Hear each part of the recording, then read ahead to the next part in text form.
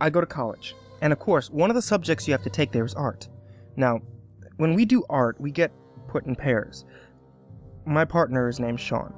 He's a really shy person with a lot of family problems. He's not exactly sociable most of the time, but this assignment was different. I don't know how, but I must have done something to really piss him off. I was eating lunch when Sean came up to me and said art was starting in 2 minutes. I was surprised. He didn't normally say a word. Suddenly, the bell rang more loudly than usual. It was almost enough to make you go deaf. Walking into art class, I saw that we had a substitute teacher who introduced himself as Mr. Hallman. When we were all seated, he barked harshly at us. "Draw something better this time. I trust you." He then put a needle on each of our desks. I asked him what it was for, and he told us to get ideas from it. And just like that, he left without a word. Sean poked my shoulder, and I turned around to him.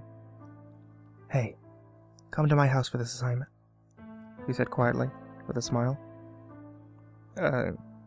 Sure. 3 o'clock sound good?" He nodded, turned around and walked out of the classroom, so I put my needle in my backpack and left as well. By 3, I was eating lunch and getting ready to drive over to his house.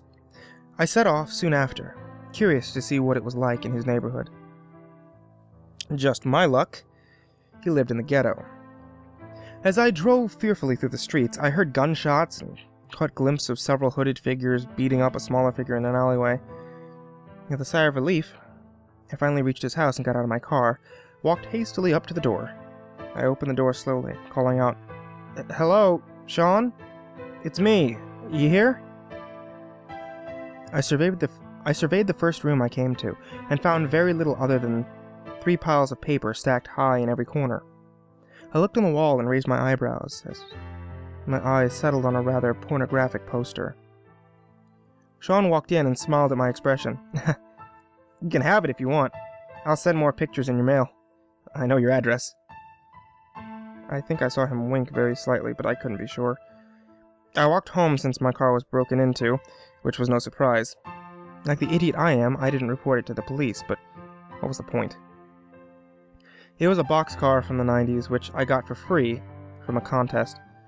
When I got home, my dog was barking and yowling like a crazed monster and started clawing my leg frantically. His food bowl was full, his water was fine, and I had already let him outside a while ago, so I had no idea what was wrong. But something caught my eye. A minuscule, shiny object in his mouth.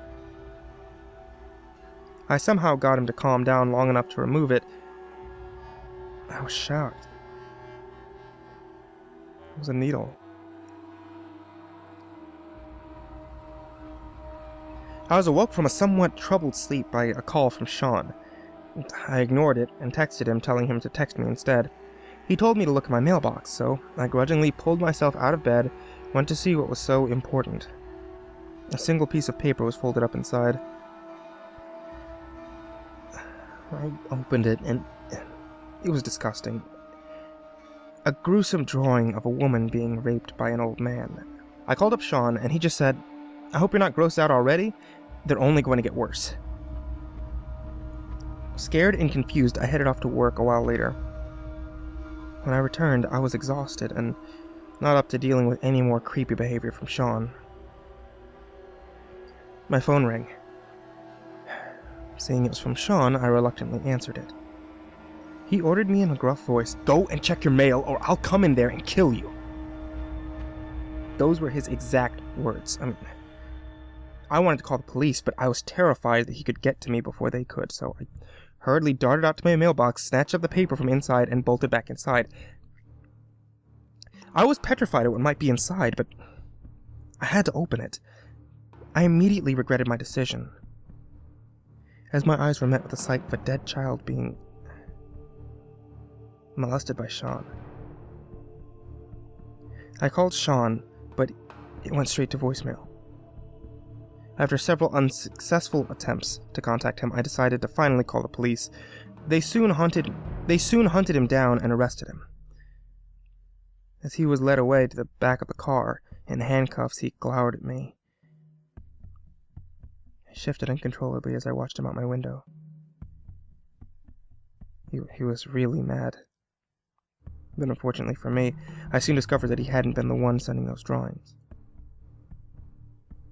Because the next day,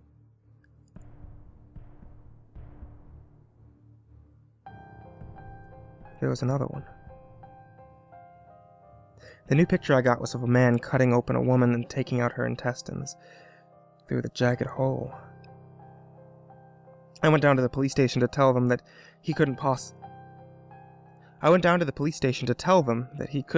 be the guilty one, and they released him, and I started gushing about how sorry I was.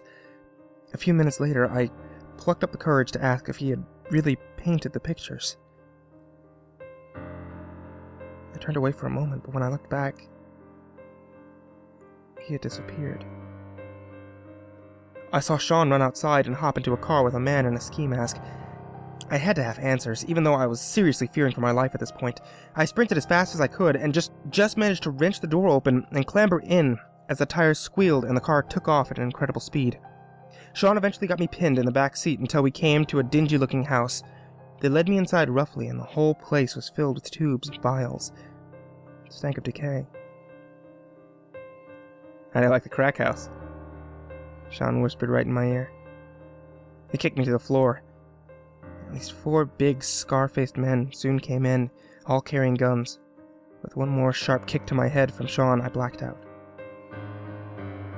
The next few hours were a blur as I faded in and out of consciousness, but all I can really remember is waking up the next morning. I looked groggily around at my surroundings, and my eyes widened as I sat bolt upright in shock. I was back in the art classroom.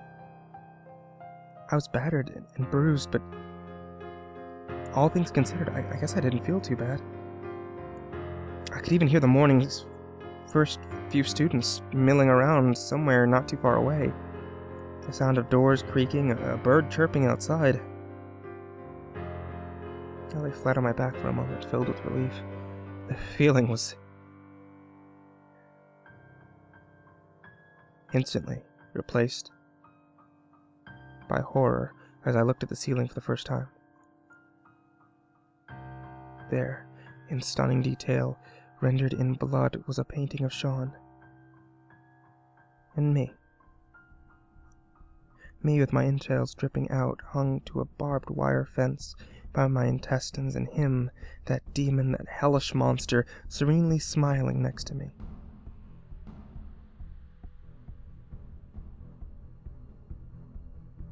My phone vibrated. It was a text from Sean. "Do you like it? I think the next one will be even better. Especially if you model for me. See you in art class."